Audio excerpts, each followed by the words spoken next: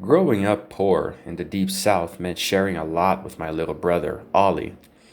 Most often, we'd pass toys, clothes, and skin conditions between us. Up until he was 6, we even shared a bed. Neither of us was happy about that. However, it was my 10th birthday that changed that. I got one present that year, and it was a bed of my own. Ollie was jealous right away, of course, and I could understand why. After all, he had to keep that half broken down frame with the worn out mattress. The one I'd gotten wasn't much better, but just not being broken and worn was enough for me. Now, sleeping apart was a great feeling. It was freedom. No longer would I have to suffer the sudden and inexplicable kicks to my stomach. No longer would I wake up with Ollie's foot pressed into my neck like he'd stepped on Dracula or something the night before. At least, that's what I thought. Right away, after I got the new bed, the shrieks started.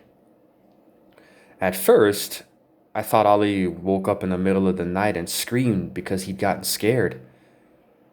Then, the sound echoed through the tiny room again, and I knew that it wasn't a normal cry. The room was always black as pitch after sunset. The one window we had was pressed against a long leaf pine, and even the biggest, brightest moon cast no light whatsoever inside.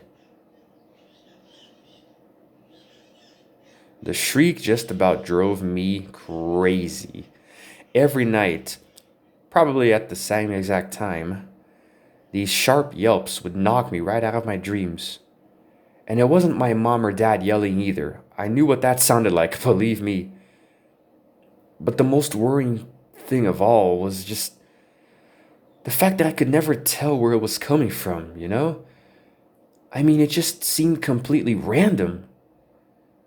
It was insufferable. One night, it would come from somewhere near the closet. The next night, it would shoot out from a corner of the ceiling. Any hope that I had of having my own space would get dashed every time, as Ollie would silently slip into bed with me, shaking like crazy. He'd clasp onto me and wouldn't let go until it was almost daybreak. Most times I'd take his hand and tell him everything was going to be okay, that it'd be over by morning. But I was never really sure, to be honest. Over time, the shriek started changing. At first, it was only by small degrees, but eventually it took on the primal hooting sound of a primate calling out its fierce warning. I had to clasp pillows to my ears just to keep from going deaf. Obviously, Mom and Dad never believed me or Ollie. Basically because the thing, whatever the hell it was, refused to make a peep when they were in the room. Apparently, they couldn't even hear it through the walls, even though it was damn sure loud enough. The shriek just got worse and worse until I felt like I couldn't take it anymore.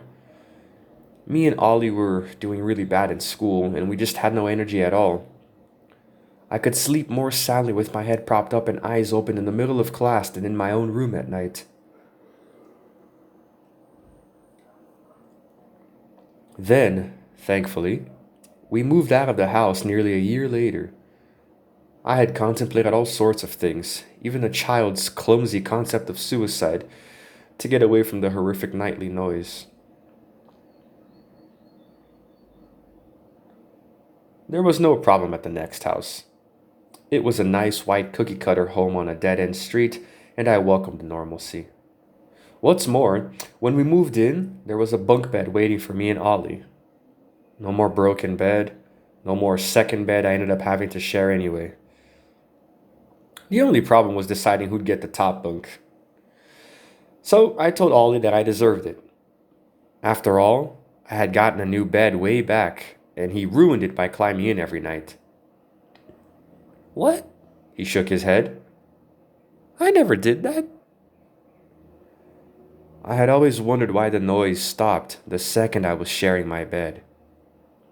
Now I had the answer.